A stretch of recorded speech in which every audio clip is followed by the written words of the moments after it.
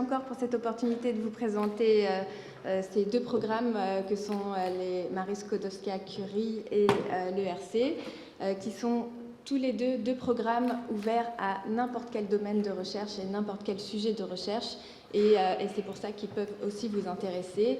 Ils sont un peu différents des programmes de financement avec des sujets ciblés. Et donc parfois, on a tendance à oublier en tout cas une partie des programmes de financement Marie Curie, mais je vais vous en parler un petit peu plus aujourd'hui.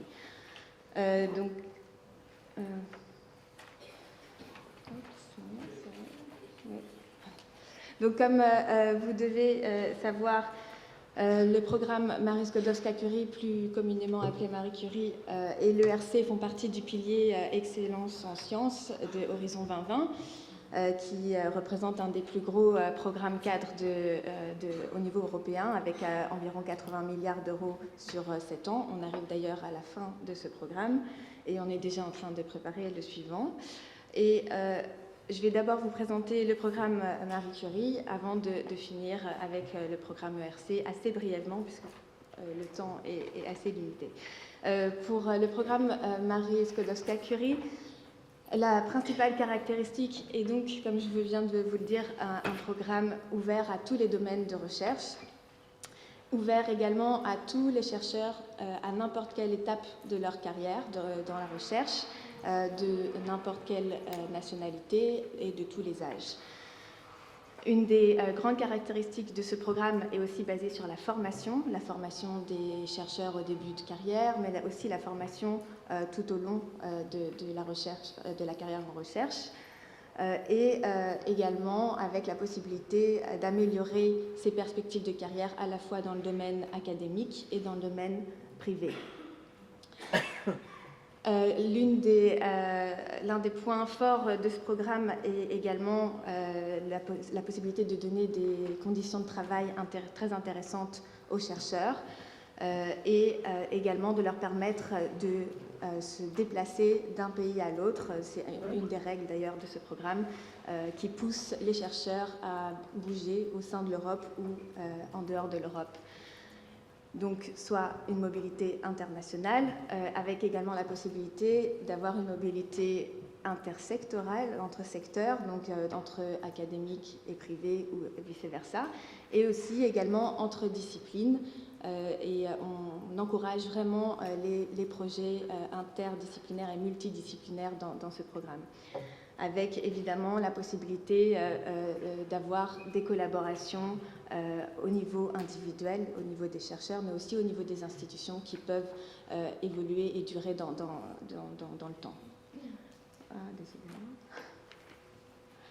Donc, dans ce programme Marie Curie, vous avez 4 actions de financement différentes.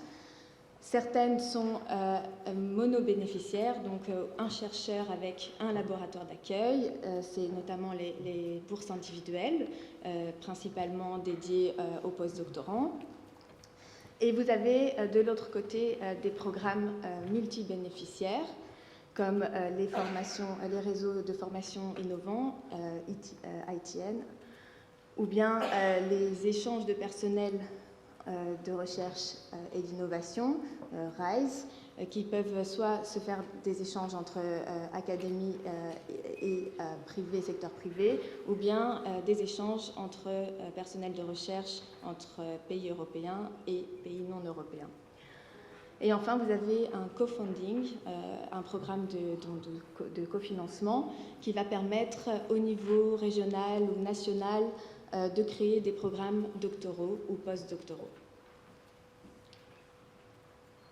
Donc, qui peut participer en termes de pays à toutes ces actions Marie Curie? Donc, tous les États membres de l'Union européenne, également tous les pays associés à Horizon 2020, et puis certains pays tiers qui seraient listés dans une des annexes du programme de travail. Donc, tous ces pays tiers listés peuvent participer au même titre que les autres.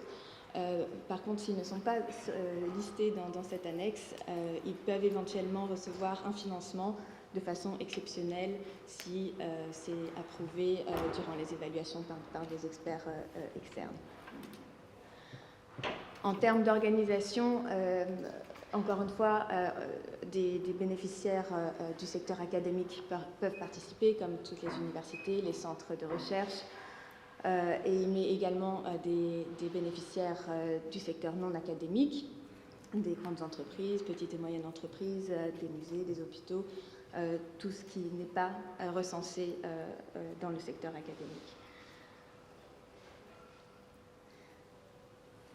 Concernant les chercheurs qui peuvent être financés dans le cadre de tous ces projets, donc on a, comme je vous ai dit, des chercheurs à toutes les étapes de leur carrière, et certaines actions Marie Curie vont plus se focaliser sur un des différents profils de carrière.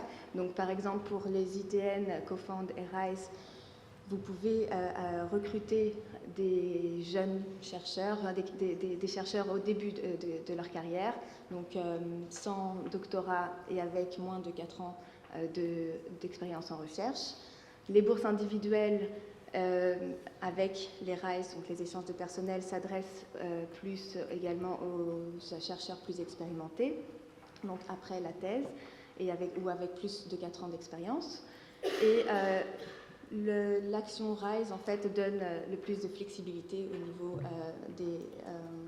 des personnels de recherche que vous pouvez échanger et vous envoyer entre partenaires. Donc, toutes ces actions vous permettent de bénéficier d'un financement conséquent sur une durée à plus ou moins long terme. Donc pour les bourses individuelles, on a des projets de minimum 2 ans qui peuvent aller jusqu'à 3 ans si on a des étapes en dehors de l'Europe, avec toujours pour ces actions une partie qui va vous permettre de payer les chercheurs que vous recrutez ou que vous échangez, et une autre partie qui va permettre de payer toute la partie coûts de recherche, formation, networking et dissémination, ainsi qu'une partie pour le management et les coûts indirects. Donc je vous ai indiqué les budgets moyens de chaque action. Pour les bourses individuelles, évidemment, ça s'adresse à un chercheur, un labo d'accueil, on est autour de 200 000 euros. Ça va jusqu'à des projets donc de réseau de formation de jeunes chercheurs autour de 3,5 millions d'euros sur 4 ans, jusqu'à un maximum 10 millions d'euros pour les co-found sur 5 ans. Et toutes ces actions sont évaluées et allouées basées sur 3 critères d'évaluation un peu similaires à Horizon 2020, mais avec certaines spécificités Marie Curie. Donc l'excellence, qui a un poids de 50% dans ce programme, l'impact avec un poids de 30% et l'implémentation avec un poids de 20%. Donc, qu'est-ce qui pourrait vous convaincre et vous donner l'idée de postuler à ce genre de financement? Ça permet de donner des opportunités assez uniques de bouger en Europe d'un pays à l'autre et même en dehors de l'Europe. Ça permet également d'améliorer, enfin, d'augmenter vos possibilités de réseau dans n'importe quel domaine scientifique, et souvent vous pouvez participer dans des projets très très multidisciplinaires et peut-être rencontrer des gens que vous n'auriez pas rencontrés dans votre programme, dans votre domaine spécifique. Ça permet souvent également d'attirer de nouveaux chercheurs en début de carrière et d'excellents chercheurs, puisque vous allez recruter de partout en Europe, basés sur des critères d'évaluation basés sur l'excellence. C'est des programmes aussi qui permettent d'offrir des formations de haut niveau et innovantes, qui permettent d'intégrer non seulement des formations en recherche, mais également des formations additionnelles qui vont permettre d'améliorer les possibilités d'emploi des chercheurs par après. Et enfin, ça vous permet également d'améliorer les interactions que vous pouvez avoir entre secteurs académiques et privés, avec un effet et un impact qu'on espère structurant sur la recherche en Europe, au niveau par exemple de la formation et de la qualité de formation au niveau européen, l'attractivité des conditions de travail, et également le processus de recrutement de tous les chercheurs au niveau européen. Donc juste pour vous donner quelques statistiques sur ce programme Marie Skłodowska-Curie, sur Horizon 2020, le budget global est de 6,1 milliards d'euros sur les 7 ans. Ça représente jusqu'à maintenant la création d'à peu près 100 spin-offs, 1500 brevets déposés, 65 000 chercheurs financés, parmi eux 25 000 à peu près candidats en doctorants. 16 000 chercheurs qui viennent en dehors de l'Europe et donc 40% minimum, c'est notre objectif de chercheurs femmes. Concernant l'autre programme donc de l'ERC, sous le même pilier d'excellence en sciences d'Horizon 2020, je vais principalement parler des trois types de financement que vous devez sûrement connaître également. Mais l'ERC, en général, donc ces trois types de financement, c'est également un chercheur et un labo d'accueil qui doit être en Europe ou dans un des pays associés. Et qui va également, et vous allez en fait choisir le type de financement en fonction de l'expérience et du nombre d'années d'expérience après la thèse. Donc vous avez les starting grants pour les chercheurs plutôt en début de carrière, consolidator grant pour après à partir de 7 à 12 ans d'expérience et les advanced grants après 10 ans. Chaque type de financement va vous permettre de recevoir jusqu'à 1,5 million pour les starting grants pendant 5 ans, 2 millions pour les consolidator grants sur 5 ans et 2,5 millions pour les advanced grants sur 5 ans également. Et ça vous permet de financer toute une équipe de recherche, soit dans un laboratoire d'accueil dans lequel vous étiez déjà, soit dans un autre pays. Je vais également vous parler juste en une minute d'un type de financement assez récent à l'ERC qui est le Synergy Call et qui est en fait un genre de réseau d'investigateurs principaux qui reçoivent ou qui ont reçu une bourse ERC et qui doivent monter un projet qu'ils n'auraient pas pu faire tout seuls. Et donc, pour cela, vous avez également un appel à proposition qui peut vous permettre de bénéficier de 10 millions d'euros sur 6 ans, plus éventuellement 4 millions d'euros supplémentaires.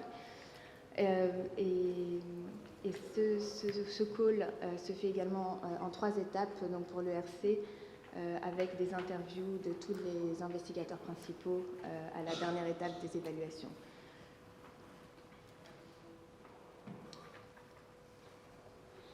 Donc pour l'ERC, comme pour Marie Curie, ce programme est ouvert à tous les chercheurs de n'importe quelle nationalité, n'importe quel âge, de n'importe quel genre. Il s'adresse à des chercheurs d'excellence et indépendants et encore une fois est ouvert à n'importe quel sujet de recherche basé sur un seul critère d'évaluation, contrairement à Marie Curie, qui est l'excellence scientifique au niveau de la carrière du chercheur et du projet. Donc ce programme vous permet donc de travailler sur votre sujet de recherche, de choisir votre propre équipe, d'avoir une autonomie financière sur 5 ans, en général de pouvoir négocier avec votre laboratoire d'accueil les meilleures conditions de travail. Ça vous permet également en général d'attirer des membres de votre équipe ou d'autres types de collaborateurs de partout dans le monde. Vous avez une portabilité de cette bourse si vous restez au sein de l'Europe et vous avez également la possibilité d'attirer des financements additionnels grâce à la visibilité de ces bourses.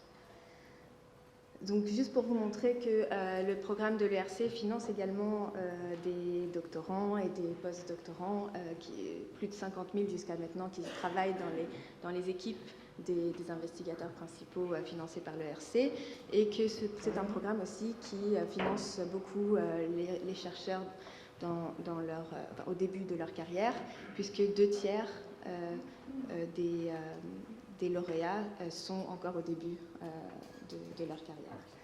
Si vous voulez plus d'informations, je vous invite également à regarder le site de Marie Curie, le site de l'ERC, et si vous voulez plus d'informations sur les appels à propositions eux-mêmes, tout est accessible via le nouveau portal Funding Alternatives Portal.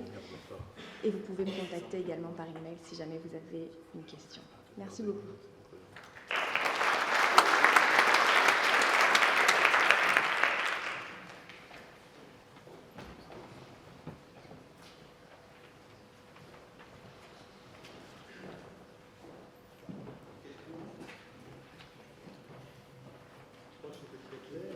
Je pense que les 3 liens, nous allons mettre sur notre site les 3 liens qui permettront à ceux qui le veulent d'avoir un peu plus d'informations. Hein. Oui. Je voudrais dire que...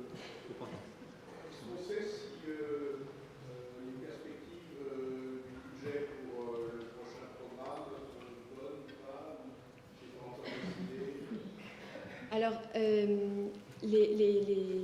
le budget n'est pas encore tout à fait voté ni décidé, mais les perspectives sont plutôt bonnes et je ne pense pas qu'on perde, en tout cas.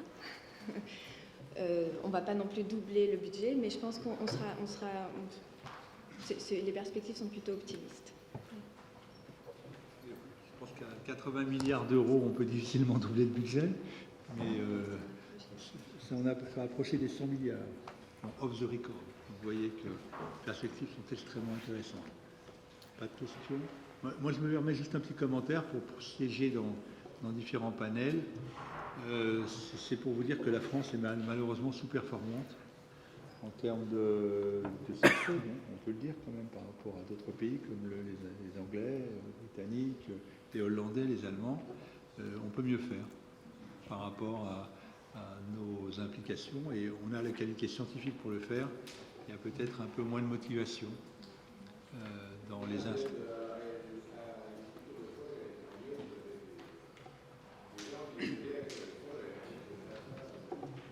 Oui. Alors on essaye aussi d'harmoniser un peu ce genre de formation au niveau des points de contact nationaux. Et pour ça, je pense que ceux qui sont en France sont assez actifs. Mais c'est vrai qu'après, la France est peut-être moins performante que l'Angleterre ou l'Allemagne, mais elle fait partie quand même des cinq premiers sur la liste des lauréats. Hein. Donc il y a quand même, il y a quand même des choses positives. Merci d'avoir fait le déplacement. Merci beaucoup d'être venu depuis.